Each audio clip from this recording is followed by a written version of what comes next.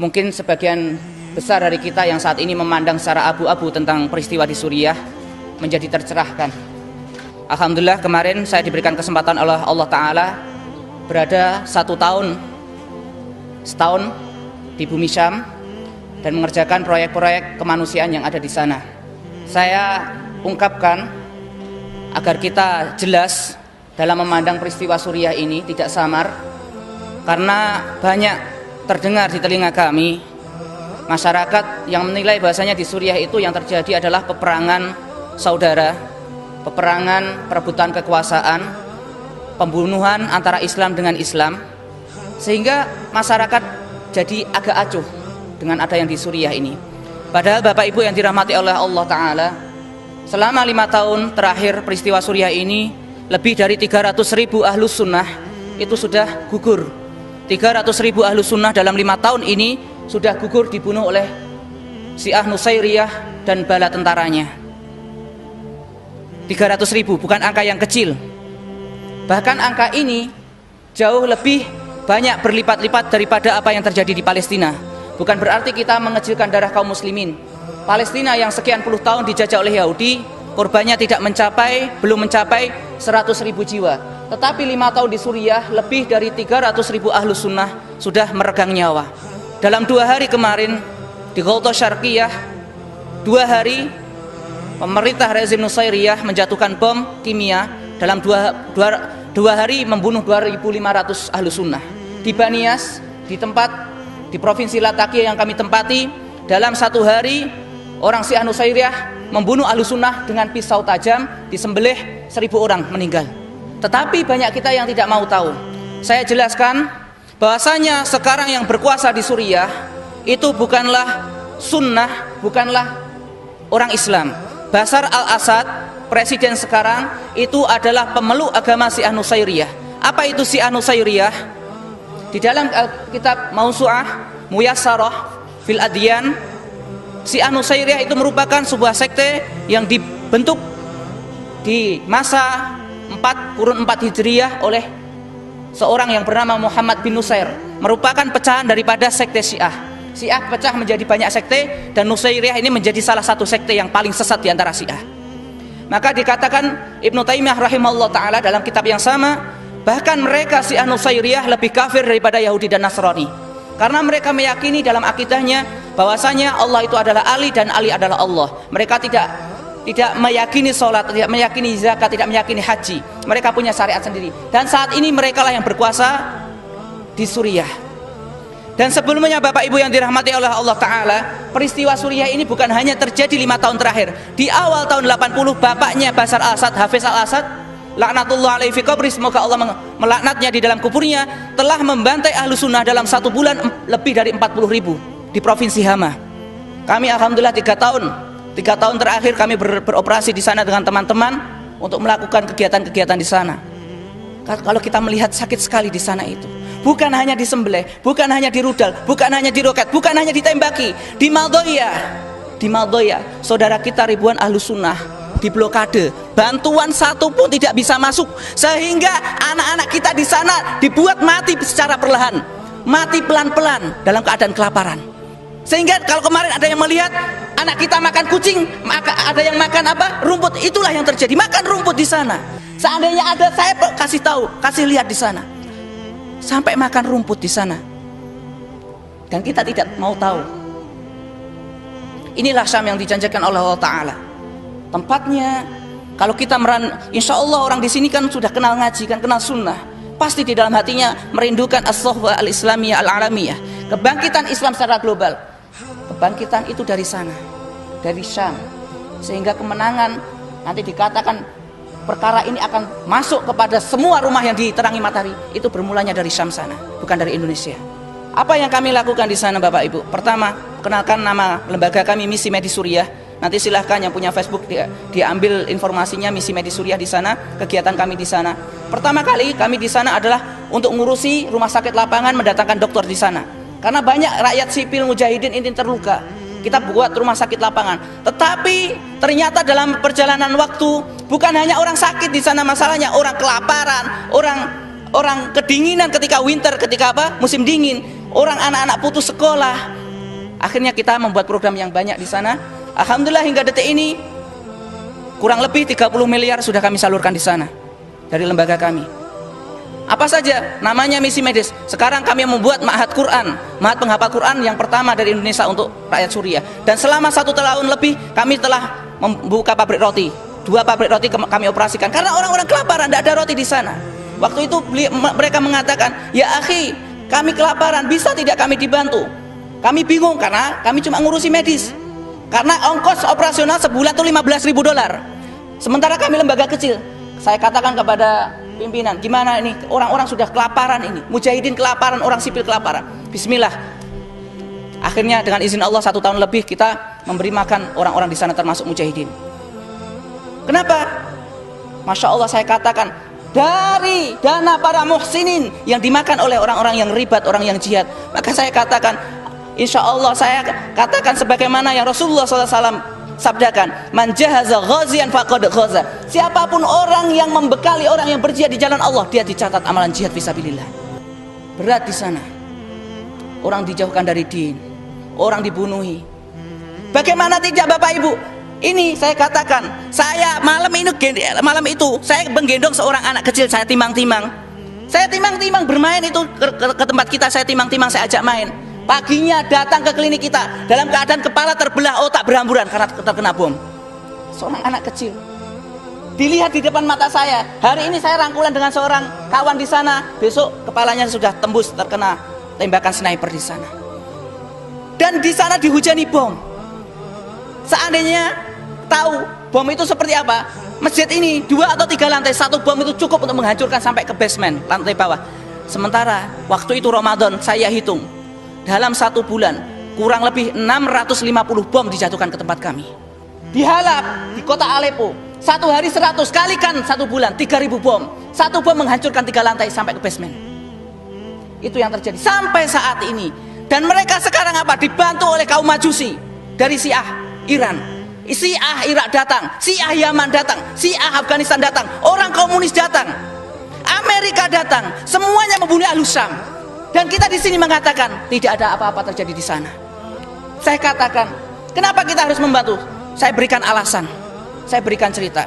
Demi Allah, wahai ummahat, para bapak-bapak ataupun kakak-kakak di sini punya murid, ceritakan kepada mereka, kenapa kita harus membantu Ahlus Syam. Saya datang ke sebuah masjid. Waktu itu kita ingin membenahi sound system di sana.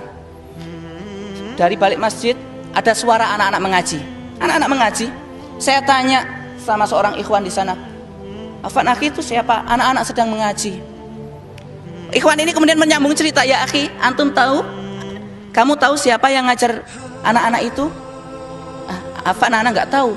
Itu seorang ummahat, seorang ibu yang suaminya di awal medan jihad syahid. Dan kemarin baru saja anaknya usia 14 tahun berangkat ke medan jihad. Anaknya ini menginjak ranjau, meledak ranjaunya, terburai badannya. Maka ketika datang seorang ikhwah datang kepada ibunya ini, wahai ibunda, wahai bibi, ada berita untukmu. Berita apa? Anakmu di medan pertempuran menginjak ranjau dan meninggal. Ibu ini mengatakan apa? Seorang janda ini, alhamdulillah Allah telah menerima anakku sebagai seorang syahid. Apakah tidak layak mereka dibantu Bapak Ibu? Hari itu kami dengan teman-teman, kami biasa ke kamp pengungsian. Ke kamp pengungsian untuk melakukan apa? Pengobatan kepada anak-anak di sana atau penghuni di sana. Waktu itu kami mendapat jadwal di perbatasan Turki, masih masuk Suriah. Namanya camp itu ada camp pengungsian Ummahatul Mukminin. Di mana yang tinggal di situ semuanya adalah janda syuhada. Semua suaminya itu syahid di medan jihad. Mereka tinggal di camp-camp pengungsian. Keadaan lapar. Mereka kesehatannya sudah kacau semuanya. Kami datang ke situ. Kalau kami datang, itu kita punya tim dokter masuk kan di kamp pengungsian, saya tidak masuk. Saya berada di luar. Saya berada di luar. Dan kebiasaan saya kalau ke sana, saya bawa tas ransel paling besar itu yang ukuran 15 kilo. Saya datang ke sana, saya penuhi itu semua dengan biskuit atau dengan kue. Karena anak-anak camp kan banyak sekali. Untuk sekedar menghibur mereka. Ketika datang saya kumpulkan, ayo anak-anak, ayuhal atfal, ta'alu huna. Ayo, kumpul sini sama paman. Paman ingin mendengar satu-satu dari kalian yang bisa menghafal Al-Quran, saya berikan biskuit ini. Yang bisa menghafal hadis satu, saya berikan biskuit ini. Mereka mulai hafalan surat ini, hafalan surat itu. Mereka saya berikan. Sebenarnya sih apa sih arti biskuit satu paling 2.000 di sini? Hanya bisa menyeka air mata mereka itu sesaat. Tapi paling tidak saya bisa melihat mereka tersenyum. Ayo yang bisa hafalan Quran ke sini. Mereka hafalan Quran, mereka hafalan hadis. Hari itu anak-anak kan sudah selesai, kita mau pulang. Saya kemas-kemas di mobil itu. Ketika saya kemas-kemas, datang 3 anak kecil perempuan 3 anak kecil ini usia kelas 3 SD. Dia datang menghadap saya itu dalam keadaan menunduk-nunduk mukanya. Ahlus Syam, Bapak Ibu yang dirahmati Allah, perempuannya Masya Allah menjaga diri. Kalau ketemu lelaki itu langsung dia mengambil jalan lain. Kalau tidak sengaja itu terlihat kita berpapasan itu melempar muka di sana. Masya Allah orang Syam di situ. Muruahnya luar biasa. Si anak kecil ini kan datang kepada saya. Assalamualaikum. Saya jawab Waalaikumsalam warahmatullah. Dek, saya katakan, Dik, ada apa? Mereka diam, malu itu diam. Mereka saling sikut-sikutan. Udah kamu saja, kamu yang ngomong. Kamu saja yang ngomong. Kamu, ada apa ini? Ada yang bisa paman bantu? Ini anak-anak yatim tadi kan? Tadi belum dapat biskuit kan, masih ada sisa. Nih, kalau ada yang belum dapat biskuit nih, paman masih ada nih, saya kasih nih. Oh tidak paman, kami sudah dapat biskuit tadi, sudah ambil. Terus kalian mau apa? Paman, mereka diam. Mau apa? Saya kira kan namanya anak yatim. Rumah tidak ada, rumahnya sudah hancur ini. Paling yang minta ini, minta itulah. Saya tanya, minta apa nak? Ngomong sudah, nanti paman bantu kalau bisa. Paman Abu Zubair. Ya, Paman Abu Zubair bawa mushaf Quran tidak? Saya kan kaget. Mushaf Quran untuk apa kan dalam hati saya? Untuk apa saya katakan? Mushaf Quran untuk apa? Untuk kalian untuk diapakan mushaf Quran? Masya Allah, dengarkan baik-baik wahai ummahat, wahai para bapak. Mereka anak-anak yatim ini mengatakan, Paman Abu Zubair, demi Allah kami itu ingin sekali menghafal Quran, tapi di kamp pengungsian tidak ada Al-Quran di sana. Bisakah Paman berikan Al-Quran untuk kami? Waktu itu saya sudah tergoncang hati saya, air mata sudah deras menetes, sudah hancur hati saya waktu itu. Betul-betul sudah. Seorang anak yang rumahnya hancur, ayahnya meninggal dalam keadaan susah, mengatakan di hadapan saya, Paman punya mushaf Quran tidak? Kami ingin menghafal Quran tapi tidak ada di kamp pengungsian. Saya katakan waktu saya menangis, saya katakan, demi Allah tunggu sebentar, Paman hari ini tidak bawa, tapi insya Allah kalau kesini Paman bawakan untuk kalian. Saya pulang itu menangis, bukan menangisi mereka, demi Allah saya menangisi diri saya. Dan waktu itu saya menangisi apa yang saya tinggalkan di Indonesia. Anak-anak yang dilalaikan dilalaikan dari Al-Quran. Menangisi saya Indonesia dalam keadaan aman. Saya pulang sudah kalut pikiran saya. Saya balik sana lagi, saya bawa lagi itu biskuit 1 ransel. Saya bagikan, qadarullah wa masya'a fa'ala. Saya lupa. Saya bagikan biskuit. Mereka datang lagi anak 3. Saya sudah rasa, aduh Masya Allah anak lupa. Paman Qurannya mana? Langsung gitu kan. Afan, Paman lupa Qurannya, nggak bawa. Waduh, mereka menangis tuh di hadapan saya. Paman itu kan kemarin sudah janji bawakan mushaf, kenapa sekarang tidak dibawa? Paman lupa. Insya Allah besok Paman bawakan. Akhirnya besok saya, walaupun tidak ada jadwal, saya menyengaja datang ke sana. Saya bawa Quran 1 ransel, bukan untuk 3 anak, tapi 1 ransel. Saya datang ke sana. Wah, Masya Allah, Paman Abu Zubair datang. Saya bawakan. Ya, kalau kemarin minta mushaf siapa? Mereka berbondong-bondong. Saya berikan mushaf. Masya Allah, wajahnya mereka bergembira. Dan tahu siapa yang paling bergembira? Saya. Bapak Ibu yang dirahmati Allah Ta'ala, di sana anak itu menghafal Quran itu dalam taruhan nyawa Bapak Ibu. Demi Allah dalam taruhan nyawa.